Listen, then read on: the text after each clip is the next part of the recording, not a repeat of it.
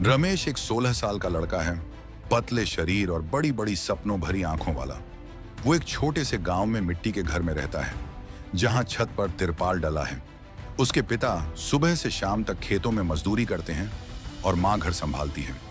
रमेश के पास पुरानी साइकिल है, जिसे वो स्कूल जाने के लिए इस्तेमाल करता है। वो शांत है, लेकिन उसके मन में कुछ बड़ा करने की आग जल रही है। गांव वाले उसे सपने देखने वाला कहकर चिढ़ाते हैं। एक छोटा सा गांव जहां धूल भरी सड़कें हैं और चारों तरफ खेत फैले हैं। सुबह गाय भैंसों की आवाजें गूंजती हैं और शाम को लोग चौपाल पर बैठकर बातें करते हैं। रमेश का घर गांव के किनारे है। मिट्टी की दीवारें, एक छोटा आंगन और बाहर एक टूटा हुआ हैंडपंप। रात को बिजली नहीं होती, सिर्फ मोमबत्ती या लालटेन की रोशनी में काम चलता है। गांव में एक छोटी सी लाइब्रेरी है, जहां पुरानी किताबें धूल खा रही हैं। रमेश के मन में डर है कि कहीं उसकी जिंदगी अपने पिता की तरह ही न बीत जाए। वो रात को अकेले बैठकर सोचता है, क्या सच में मेरे पास कोई रास्ता नहीं है?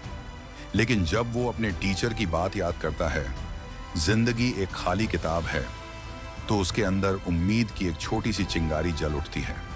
वो अपने गांव वालों की बातों से आहत होता है, पर उसका आत्मविश्वास उसे बार बार उठने की ताकत देता है। रात के 10 बजे जब गांव सो रहा होता है, रमेश एक छोटी सी मेज पर मोमबत्ती जलाता है। हवा से मोमबत्ती की लौ बार बार कांपती है, लेकिन वो किताब पर झुका रहता है। उसकी उंगलियां काली पड़ गई हैं, क्योंकि वो दिन में मजदूरी करता है।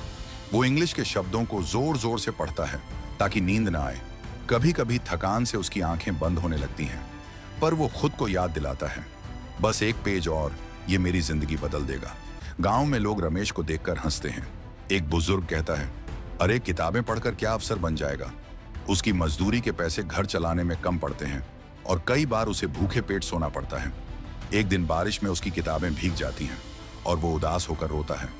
लेकिन अगले दिन वो फिर से लाइब्रेरी जाता है और गीली किताबों को सुखाकर पढ़ना शुरू करता है। उसका हौसला कभी नहीं टूटता। रमेश को एक पुराना रेडियो मिलता है जो खराब पड़ा है।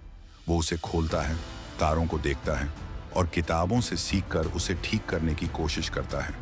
कई बार उसे करंट लगता है, पर एक दिन रेडियो से आवाज निकलती है। गांव वाले हैरान रह जाते हैं।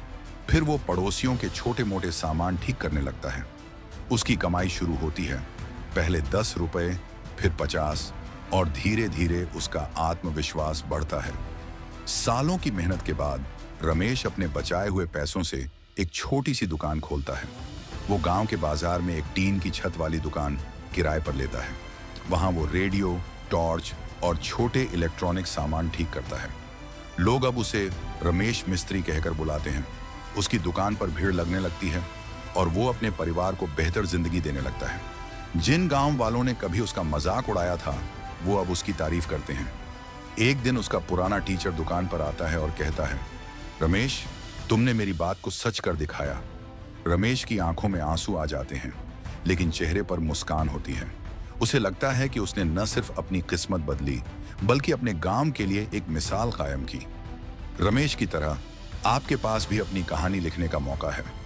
आपके हालात चाहे जैसे हों, गरीबी, मुश्किलें या लोगों की नकारात्मक बातें, आप उन्हें अपनी कमजोरी नहीं, ताकत बना सकते हैं। आज रात सोचें कि आप अपनी जिंदगी में क्या बदलना चाहते हैं। कल सुबह एक छोटा कदम उठाएं। हर कदम आपको आपकी मंजिल के करीब ले जाएगा।